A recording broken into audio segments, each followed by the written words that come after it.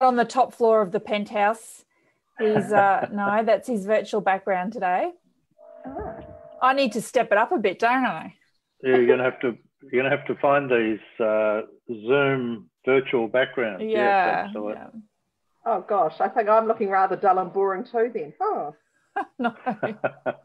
No, not at all, not at all. Okay, well, let's kick it off. Welcome everyone today to our Coach in Your Pocket Estate and Succession Mastery session. And once again, Juanita, hi, how are you going? Hi, Mark. Very well, thank you. That's the way. And welcome Sue from New Zealand, who's joined us as well on the Zoom call. So hi, Sue. Hi.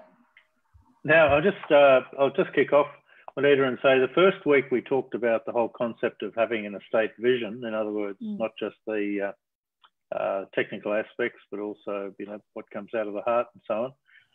The second session we did, which is on the Facebook side, is the 4 big issues that people face.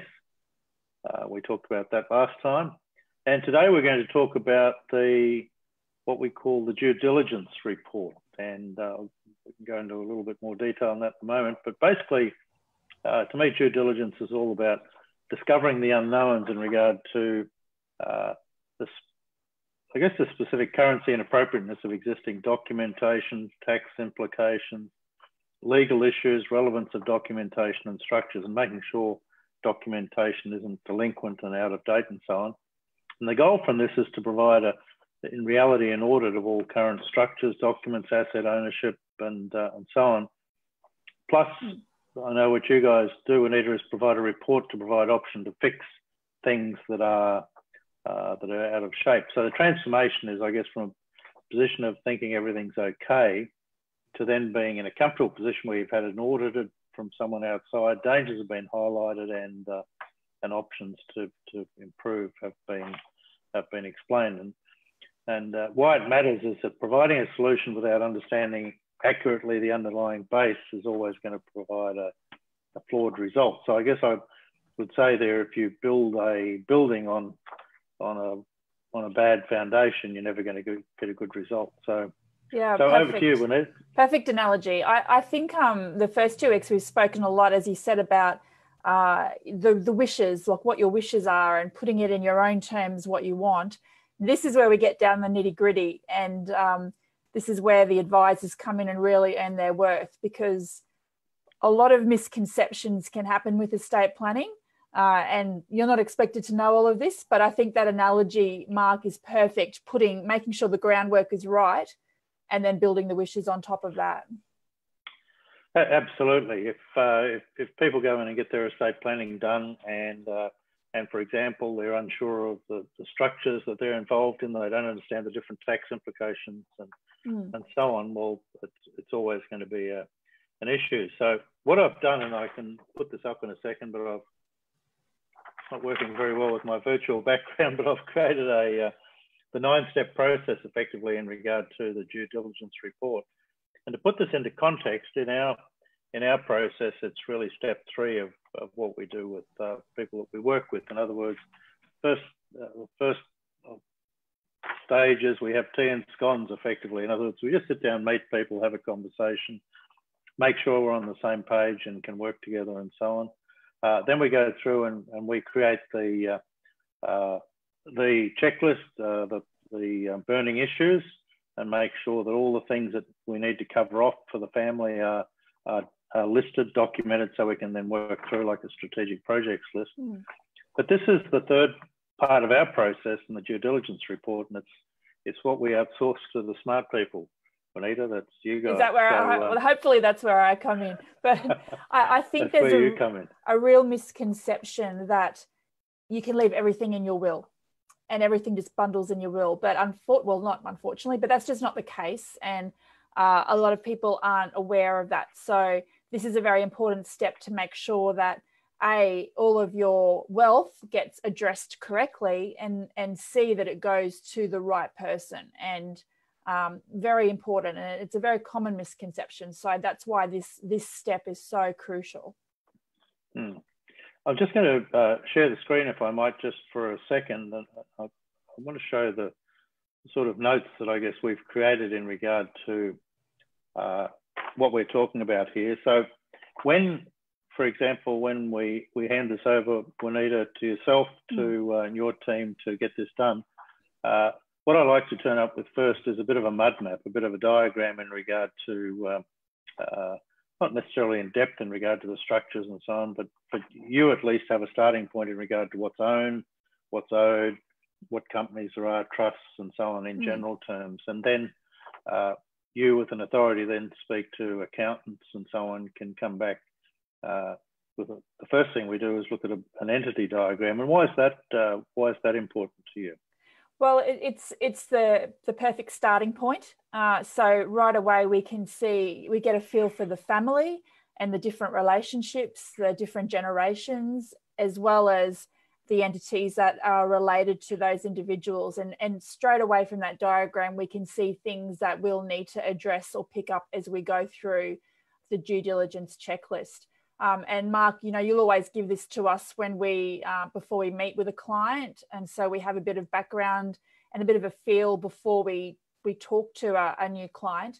And often with complex business structures, we'll get this also and further detail from the person's accountant, because the client's not expected to know all the minute detail of their structures, and often don't. So this is where it's really handy to work in well with the client's accountant or financial planner, and it just is a really nice starting point, which leads down to the rest of the checklist. Yeah, it's absolutely right. There's kind of two parts to the relationship with the clients. There's two things I do in the first meeting. One is draw a family tree. So we have a full understanding, mum and dad, if there's grandparents still around and so on, who they are, the children's relationships, grandchildren and so on. And normally from that, we can see where the dangers are from a personal point of view in regard to what happens if relationships break down and so on, if there's marriage breakups, bankruptcy and all those sorts of things through the layer of the children. And so I guess that's it from my side. That helps me a lot. But from your side, yeah, you need a base understanding of what the structures are and so on. So I just thought I might let you, you can see that on the screen, okay? Yeah, Juanita, can you? Sure can. Yeah. Yep. Just if you want to go through and just talk about each of those things and why they're important to you.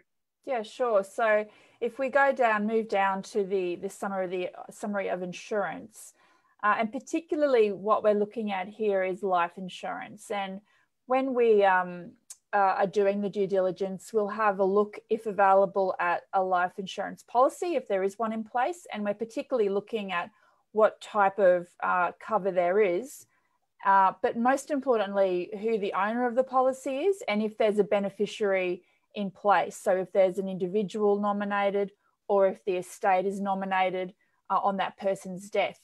And that's really important to identify where the wealth will flow through, and we can work on creating or using structures to take advantage of those structures by where the insurance goes through. So all we're asking for here is a copy of the insurance policy. So then we'll read through and we'll look out for those particular things that we're looking for to make sure we put the right structures in place. I'm just going to speak on a practical point of view here, and it's why I put that first on the list as the summary of insurance, because I have this friend, and this friend got divorced, and he had this $2 million life insurance policy, and life sort of went on, and 5 years later, for some reason, he checked with the insurance company, and he was just going through, making sure that the policy beneficiaries were his two children. And he found out that the actual beneficiary on the policy was still his ex-wife from 5 years ago. So it's very important, that's why I put it there first. That would have been a tragedy. So it's very important. And this is the reason, you guys do this due diligence, is to make sure the ownerships are right from a tax point of view, that the right money is going to go to the right people and so on, and that where you want the money to go is what's actually nominated. So.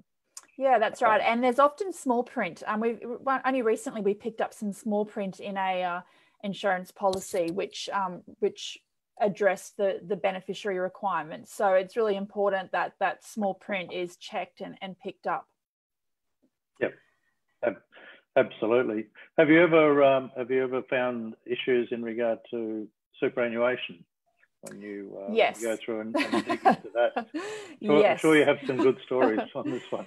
Isn't this an interesting one? So this is, I find this is probably one of the biggest misconceptions that people have, in that superannuation does not automatically get left in your will, basically, to your estate in your will. It's a separate creature as such. So it's very important for us to have a look at the superannuation documents. And of course, we can have two different types. We can have a self-managed super fund, or we can have a retail fund. But in layman's terms, you have the ability to fill out a form and nominate who you would like to be the beneficiary of your superannuation. There are certain classes that are the only eligible recipients, so you can't leave it to your siblings or your next door neighbour. It has to be a spouse, child, or dependent. But that separate piece of paperwork must be completed. And I'll add to that, you can send it to your estate, to your legal personal representative. If you don't have that piece of paper, what happens? Well, basically the trustee of your super fund has a discretion of where that super goes. That can be very problematic, and it can cause huge issues if it doesn't end up where you want it to go. So this is a really, really important piece of the estate planning puzzle. Absolutely. And if I can just cut in, Juanita, a good example here would be some of the retail funds, like some of the union funds and so on. In Australia, if you didn't have a nomination of beneficiary form, the trustees go off and look at spouses, ex-spouses, children of all different ages and so on, and they kind of make this arbitrary decision, don't they, in regard to how those funds are distributed, which could be totally against your wishes, a bit like the story I was telling about the insurance. It could be, that's right. Somebody that you are no longer in a relationship with, for example, as has happened. Yeah, and if it also is quite, can be quite full of issues in a blended family situation if it's not addressed correctly. So you might wish your super, for example, to go to a spouse or go directly to children. But if you don't nominate that, there could end up being disputes over where that super goes or ends up, and the wrong person might have the control. So without getting too complicated, that it's just really important that we look at what super's in place and who is nominated, and that the nomination is best suited to your structure and your family and your situation. Another key thing here is looking at the components of the superannuation. So there is a taxable and non-taxable component. And by looking at that, it's important for us to be able to evaluate and also recommend what might be the most appropriate way to leave your super from that tax perspective. Absolutely. And as you say, once again, it's one of those things, I refer to them as delinquent documents. In other words, documents that you might have signed 2 years ago that you've never bothered to get updated. And certainly in regard to as your life changes and your beneficiary wants will change, that's a very important part of the whole process too. And it's, I mean, that in itself sometimes can be worth the whole cost of going through this process, is just making sure that, and we're only in step 2 of the diagram here, but you know, this could save you tens of hundreds of thousands of dollars if you could have cost you that if you didn't get it right. So it's a very important part, and for most people, they kind of just let this go year by year. So this is a great process to go through. You'll also see there in the checklist that often life insurance will be held within superannuation. So that ties back into our first step, and we'd be looking at that in conjunction. Another fun fact, Mark, about superannuation documents, because they're lots of fun. With the retail funds, those nominations will often lapse every 3 years, or in fact will. That's right. So it is so easy to have that form filled out, and then you may not get a reminder from your retail fund, or you may get a reminder and, if you're like me, put it in the to-do list But if that lapses after 3 years, you basically have no nomination in place. And then we go back to those issues that we've identified could happen. So really important to make sure those nominations are up to date. Okay, we'll go into the trust documents, but I guess what this is showing is that it's understanding that what we're doing is, what you guys are doing is actually making sure you get copies of all this correspondence, all this documentation, to make sure it's still accurate, relevant, and current, so that not only are you just looking to evaluate what they own and what they owe, but you're coming up as you go through this report, aren't you, Anita, with recommended courses of action that they'd need to take to be in the best position. Doesn't mean everyone has to take all your recommendations, but at least you're putting up there in front of people, hey, you know, here's a problem. If you need to fix it, you need to do this, and at least then people are aware and informed. Yeah, that's right, and that's part of the due diligence report that comes out at the end of this to identify any potential risks or decisions that need to be made and make sure they're addressed. And you know, it may be that the documents in the end up being quite simple and quite straightforward, but the thought process and the due diligence that goes into those documents is the most important thing. Yeah, absolutely. Now, family trust documents, once again, is certainly for us, whatever's owned in a trust actually doesn't pass through the will. So there's another misconception. People sort of think it's part of their whole estate, but it's not so. And also trustees can be out of date and so on. So yes, far away. Another fun one. So an asset that is owned by a family trust cannot be left in your will because you don't actually own it. The trust owns it.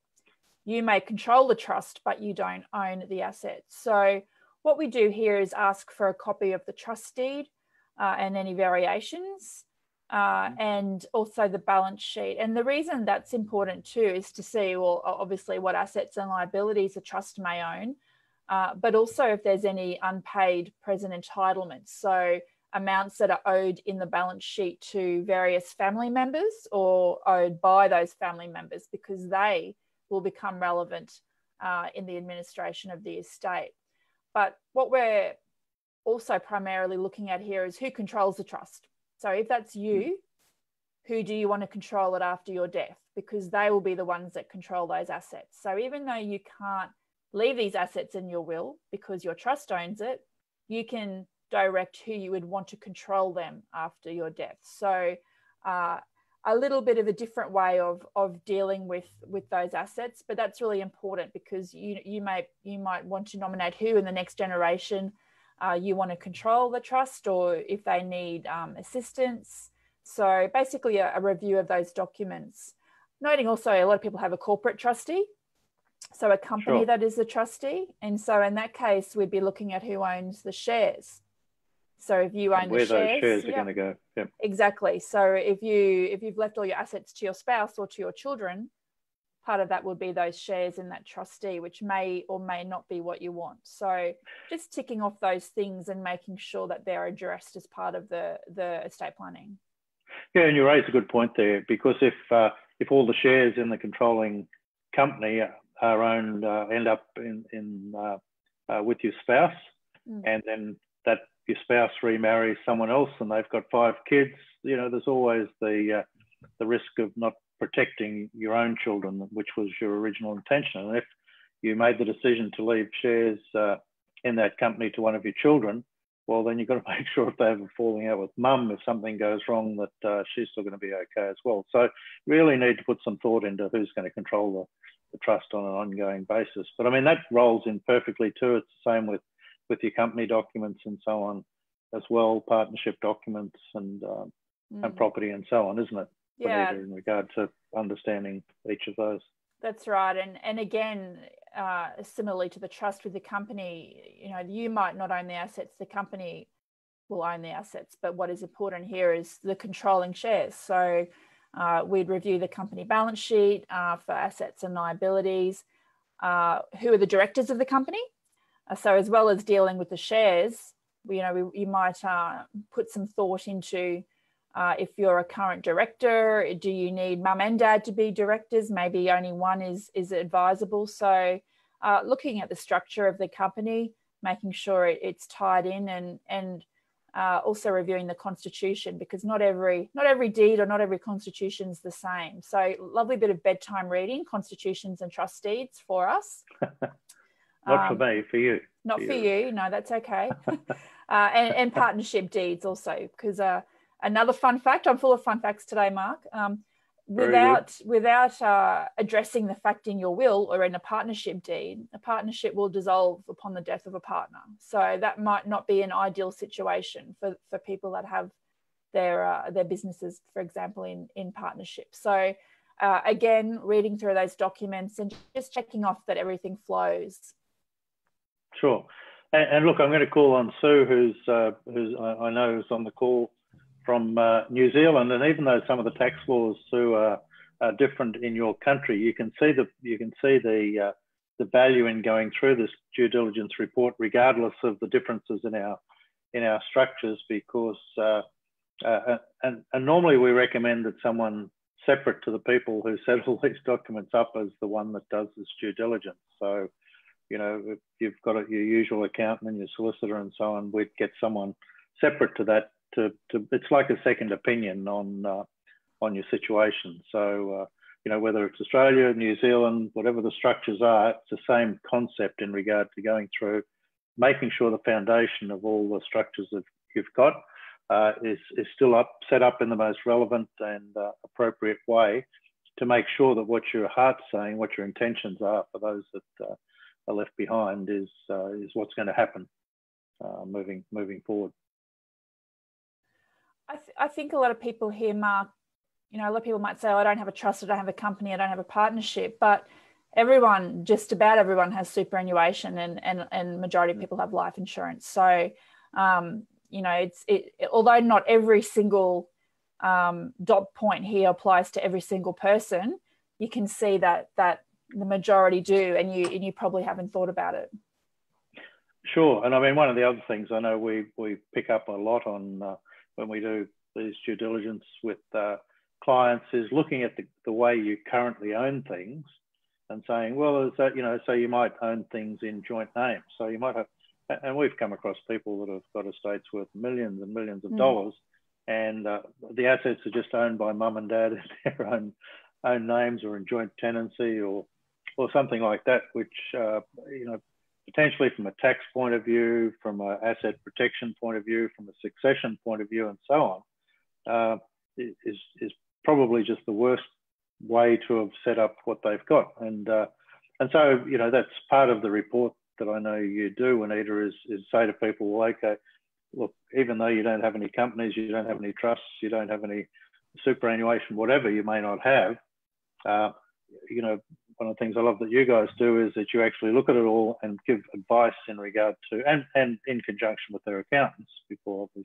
anything's done, is to say, hey, look, maybe you need to set this up in a trust structure. You know, maybe you need to put your, you know, your grazing properties in one structure, your stock in another structure if you're in a rural environment and something, so you can split the real estate as opposed to the stock, and that just makes things so much simpler in Australia and New Zealand, so when it comes to family succession and so on as well. So it's not just looking at what you've got in the due diligence report, it gives you guys the opportunity to come back and say, hey, you know what, based on our understanding of you know, tax law, the legal side and so on, you guys might be better protected if you did this, you know, and that, I think, is a very important part of the report as well.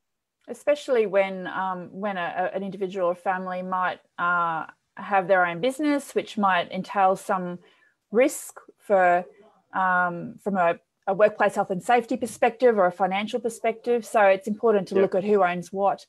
Mark, something you mentioned just then, which I thought would be useful in just highlighting, is joint bank accounts. So a lot of people don't realise that if you have a joint bank account, on your death, the other person will become the owner as such of that bank account, and it's not left to your estate or left via your will. So important if you, for example, wanted to leave the contents of a balance of a bank account to a child, but you own that bank account with your spouse or partner. Well, that's just not possible. So very important to realize that joint bank accounts, and we'll come to property shortly, which is similar, don't form part of your estate that's left in your will. Absolutely. I've just, sorry, Sue, I hadn't seen this question from you until this very second. Sue's just asked, do you know if the same applies to New Zealand in regard to superannuation, if there's beneficiaries and beneficiary forms and so on in regard to superannuation in New Zealand? No, I don't. No, I do not. I'm going to say I don't know either. But we'll find out for you. We will find out for you. Watch this space. We'll find out and get back to you on that. Sorry, when I was sharing my screen, I didn't see the chat box, so sorry I didn't answer that earlier for you. Not that we could answer it. Now, the other things, just finishing off, going down the list, is you know, the way you own property and so on. We've kind of talked about, but also loan agreements. And many times, you know, families make a loan to one of the kids or two of the kids or whatever, same amounts, differing amounts. But it's very important, isn't it, to make sure that there's documentation of those sorts of loans, so that at the end of the day, if when mum and dad aren't around, that it's very structured in regard to you know, how each of those children need to square up those loans as part of the estate process. I've definitely seen, after the death of a parent or parents, siblings squabble about, well, mum lent that person some money and she owes the estate, or similar situations. And when you ask, is there any documentary evidence? No, but they said. And so that's really problematic, and it's not ideal. Yeah. So we would always need to document it. Absolutely need to document it, and it can be on friendly terms. It doesn't mean that it's you know, a very onerous formal loan, but it should be documented, just so your intentions are documented. And likewise, in your will, we can address whether you want loans repaid or whether you want them forgiven on your death. So I guess number one, document them. Number two, and again, it goes back to express your wishes, and we can address that in your estate planning. Absolutely, because look, kids fall apart over $500. You know, mum lent you $500. Where's my $500? So it's not the amount of the loan; it's just making sure that you note it somewhere, you write it down, you leave it with your accountant, solicitor, facilitator like me, or whatever. It's just important to make sure, and that's not just with family members. I mean, it can be outside family members. It can be friends down the street or whatever.